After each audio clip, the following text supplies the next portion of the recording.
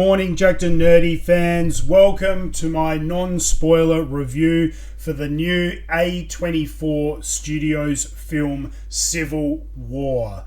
Before I jump into that review though, as always, make sure you hit that subscribe button. That way you guys never miss out on a video. And if you do enjoy our content, please make sure you give these videos a thumbs up. It greatly supports the channel and it doesn't cost you a thing. So smash that thumbs up button. Again, we appreciate your support. So let's jump into it. So with everything that's been happening in the world over the last 18 months to 2 years. It's just very, I suppose, convenient timing that this film got released.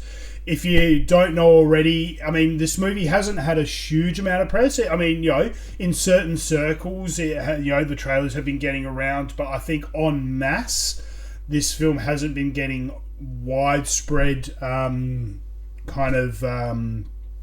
promotion, so to speak.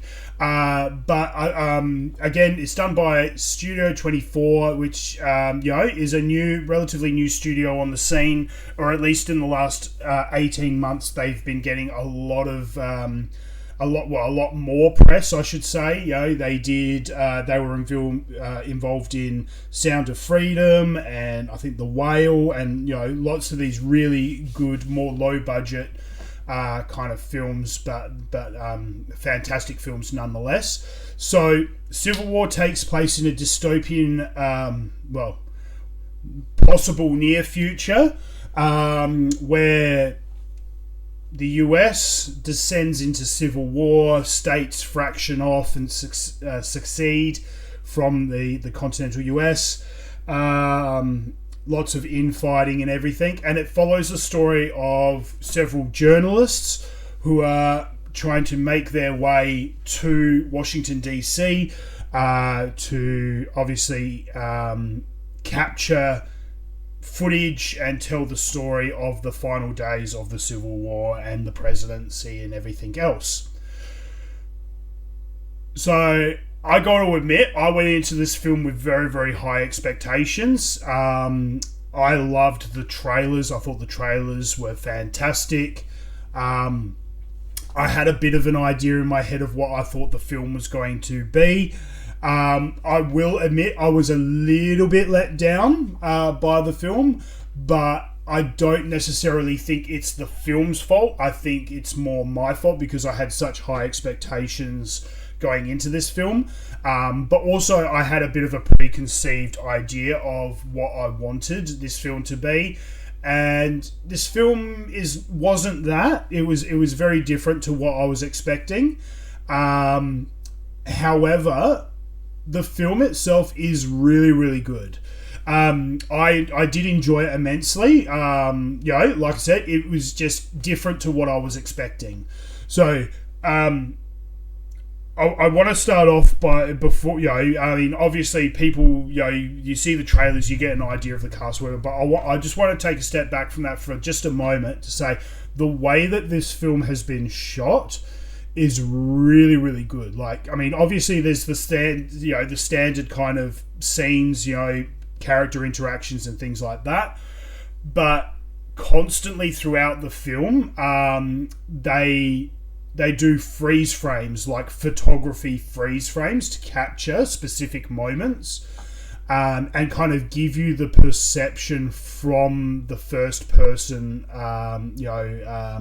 journalist photographer point of view. And they swap between, obviously color, like we're in right now, but then they also go to the black and white film view, which I thought was really, really cool. So the cinematography and the way they shot this film is really, really good. The story in and of itself is really intriguing, and they did a fantastic job of kind of showing you how a country can deteriorate so horribly and how people can revert back to kind of their most brutal nature given the right set of circumstances. And I will say this film does have very brutal moments in it, So this is definitely a film for adults to see. It's not a film that you want to take your kids to go and see. One, I think kids would find it very, very incredibly boring. But two, there are moments in this film, even right at the very, very beginning, where it's particularly violent and brutal and definitely not appropriate for young kids. So bear that in mind. Yeah, I mean, it's, here in Australia, it's got an MA 15 plus rating anyway. So anything with an MA 15 plus, I wouldn't take any kids to see anyway. So just bear that in mind. So yeah, so like they do, as I said, so they did a fantastic job of just showing the most brutal and horrible elements of humanity, and how quickly people can descend into that kind of that dark nature. Again, kind of going hand in hand with that, one of the things that kind of let me down about this film is that they didn't really go into a whole heap of detail as to how and why the US fell into civil war. I mean, they alluded to it very, very briefly, and I'm not going to say what they said or what they did, because I want you to see this film for yourself and make up your own mind. So they did make only very small, very quick references to specific instances that happened, but they don't give an overall kind of, okay, this is what happened, this is how it came about, this is it. So I would have liked to have known more, even if they just gave you like a quick, black screen with a bit of a blurb as to what events led up to the film starting or the war starting and what have you. That would have been kind of nice to get a bit more of a backstory as to the events leading up to what happened. But for whatever reason, they didn't feel it was worthwhile. Personally, I would have liked to have had a bit more information. But they didn't, they just go straight into the film and what have you. So that's probably another kind of negative I had about it is that, it would have been, and because you don't really get an indication, I mean, maybe I might have missed it, but they don't even give you really a solid indication of how long the Civil War has been going either. It's just like, we're in Civil War, and whatever. I would have liked to have known, okay, what events led to the Civil War happening, how long has the Civil War been going on, and now we're falling into the story as of now. Okay. Again, my personal opinion, maybe you guys agree with me, maybe you don't. Again, that's the great thing about this film is it's all subjective. So again, but again, they did a fantastic job telling the story that they did. I just would have liked a little bit more information. So moving on though. So another fantastic thing that they did in this film was obviously the costuming, the visuals. The difference between the military, the what they call it, the Western Alliance, and DC, and I think they did a really, really good job of showing all that. And then there were people, as you see in the trailer, there are people who are just like, we're just going to stay out of it. We're just going to live our lives and stay out of it. And if people want to fight, they can fight out there, but we're just kind of staying away. So very, very interesting. Very, very interesting. The casting, I thought, for such a low budget film, and I mentioned the budget a couple of times, I'll just tell you right now, the budget for this film was only $50 million, which is very, very low for a Hollywood film. I mean, pretty typical for A24 studios. They specialize in these kind of low budgets. But a budget of $50 million, and what they did with that $50 million was fantastic. Some of the shots that they make, of like abandoned highways and downed helicopters and this, that, and the other, fighter planes and military helicopters going over cityscapes and things like that. It was all fantastic, absolutely brilliant. And again, I think they did a fantastic job. So to do everything that they did within a budget of 50 million, hats off to them, because it was fantastic. The other thing though is the casting of this film. The cast of this film, they're not unknowns. They're not unknown people.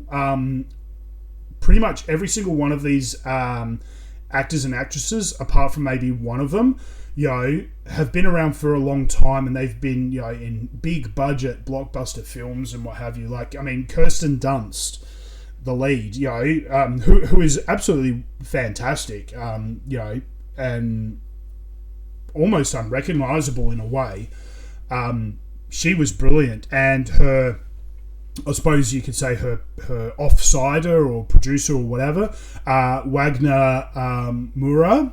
I'm probably butchering his surname. Again, brilliant actor. He's been in heaps of stuff, and I absolutely love him. Jesse Plemons, who you see in the trailer saying, "Oh, you're an American." Well, what kind of an American? He's just so creepy and horrible in this film, and wonderful.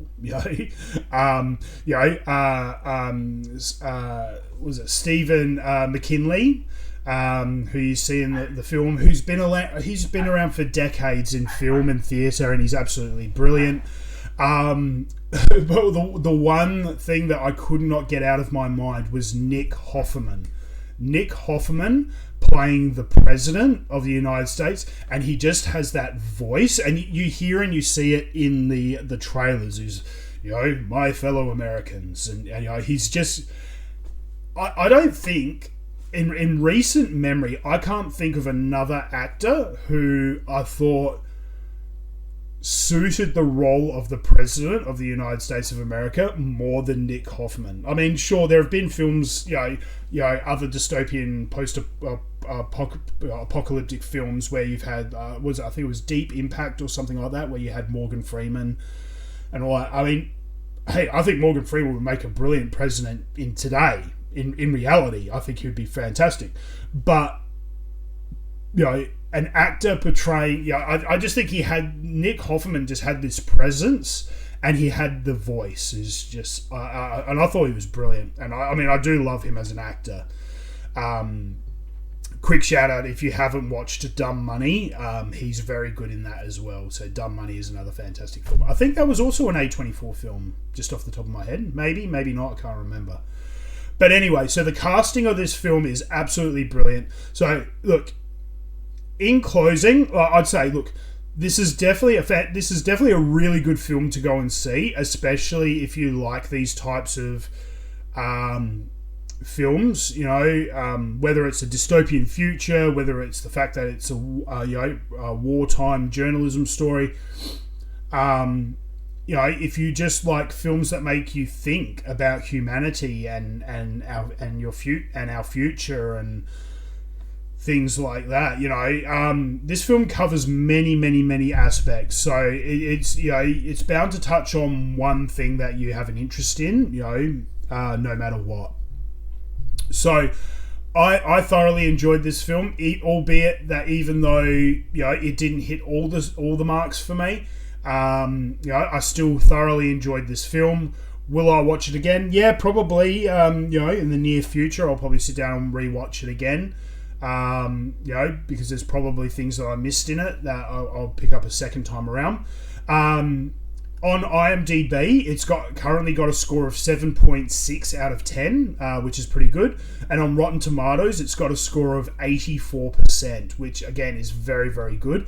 I would give it a solid 7 out of 10. Absolutely. I'd agree with that. 7 out of 10 would be my score. I'd be very interested to know what you guys think, though. So hit me up in the comments section below. First of all, go and see Civil War for yourself. Make up your own mind. And then hit me up in the comments section below. Let me know what you guys thought of Civil War. Did you love it? Did you hate it? I'd be very interested to know. So hit me up in the comments section below. Let me know your thoughts. And I'll catch you guys at the next video. So until then, guys, stay jacked and stay nerdy.